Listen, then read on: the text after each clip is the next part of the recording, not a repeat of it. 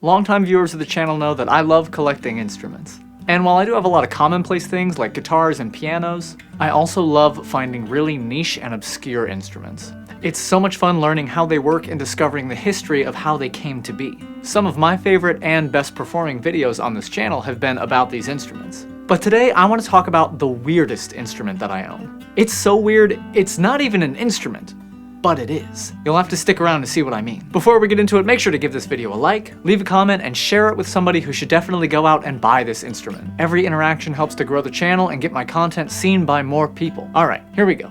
Well, here it is. As you can see, this is a Stradivarius brand musical saw. But make no mistake, these are built the exact same way a normal saw is built in order to saw things. Opening the box, we have a bow. Probably need to take care of this a little bit. Exact same as a violin or cello or any other string instrument. And here it is, the saw.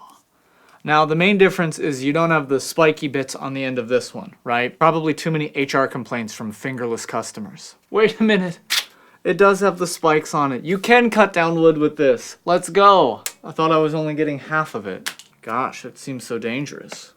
The invention date of the musical saw is somewhat of a mystery. Most saw scholars believe it was actually discovered by accident. In the 18th century, saws were considered the most complex hand tool to manufacture. A perfect balance of hardness, stiffness, flexibility, and smoothness had to be maintained in order for a saw to safely function. Because of this delicate balance, the metal had to be meticulously worked and fine-tuned. At some point, somebody probably knocked one of these finely tuned saws to the ground, which produced a twangy pitch when it clattered against the floor. After that, interested individuals explored further the idea of pitches being made with a saw. Records from the 19th century show Protestant and Catholic missionaries not only bringing saws as tools, but using them as instruments for a portable congregation. With its ease of travel, you could bring the saw anywhere and play the melodies of hymns that you would use in the service. That definitely beats trying to bring an organ around anywhere you go, which I guess would just be the accordion. Check out my video on the accordion. These missionaries took the saws across Europe, Asia, and Africa, which explains why the saws are found in all these different places. But the saw wasn't only used in church. Here you go. I don't really know how to play this that well, but we're gonna figure it out. Quick how to play the musical saw. I played magical S chord that you need to play the musical saw. Ooh. So the technique actually exists. You need technique. So you hold the saw between your legs. You bend down with your thumb, but with your other fingers over here, you need to curve it back, which makes an S. And now, that's exciting. Maybe I can just do it like that.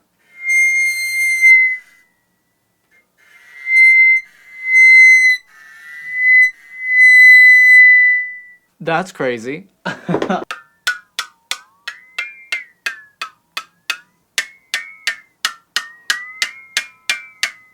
Make sure to rosin your bow. Got rosin all over me right now. One somewhere over here. Oh.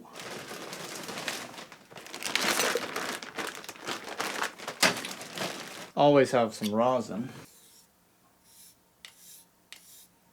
Spikes toward you, bending down.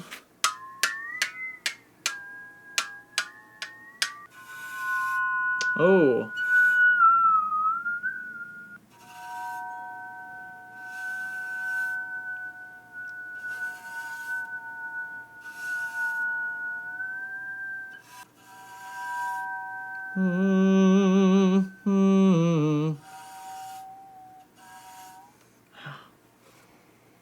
Ow.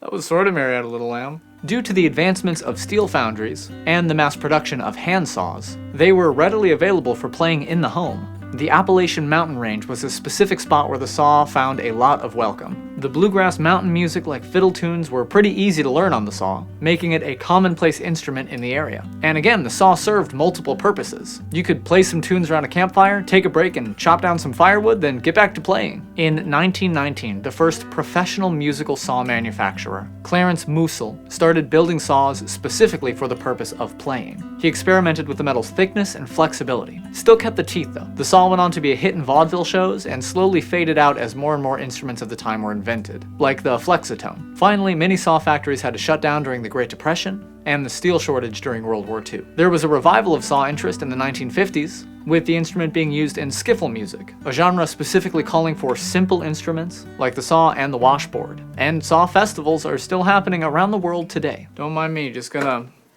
go cut down a tree. Whew!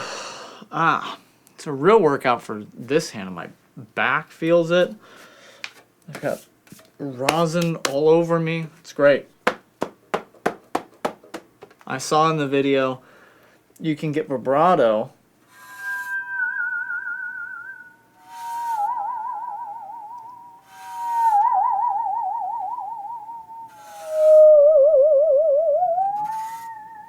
That's cool. That's like horror film for sure.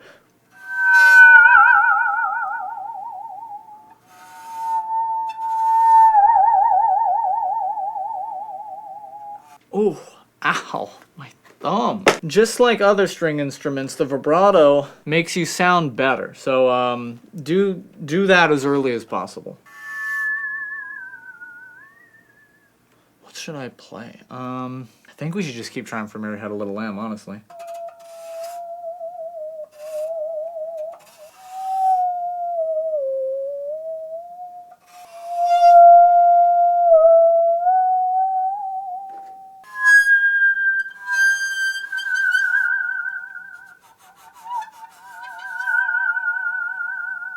I'm hearing multiple notes every single time, and I'm not sure if that's a me playing thing. It probably is. Crazy how, like, live the metal is. That's absolutely wild. I feel so powerful with this. Maybe I need to, like, give myself a starting note, huh?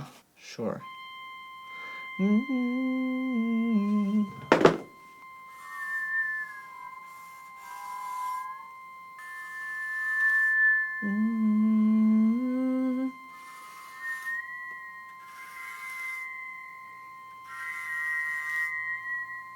Maybe it's a little high.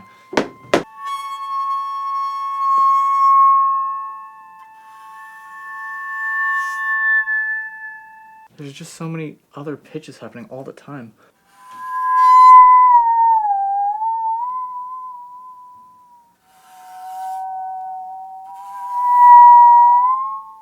Okay, I think my hand's giving out on me. I don't know if I'll be able to play anything, but leave a comment saying if I should keep learning. Is this a worthwhile endeavor to pursue? Let me know. The Saw has a surprisingly large discography, spanning from classical music to folk music to opera. One of the earliest uses of the Saw in professional music comes from Franz Schrecker, who included the Saw in his orchestration for his opera Christophorus, which was written in the 1920s. Longtime friend of the channel Dmitry Shostakovich was also known to write the Saw into his film scores. Movies like The Nose and Babylon, which were released in 1928 and 1929 respectively. Composers liked the Saw for its ethereal tone, sort of how you would use a theremin today. It can create a really unsettling feeling in the right context. I hope you learned something about this really weird instrument. If you did, let me know in the comments. And let me know what weird instrument I should talk about next. All my sources for this video are linked in the description, so definitely check those out for more in-depth reading of the musical Saw and its history. Subscribe for more videos like this, and thanks so much for watching. I'll see you in the next one.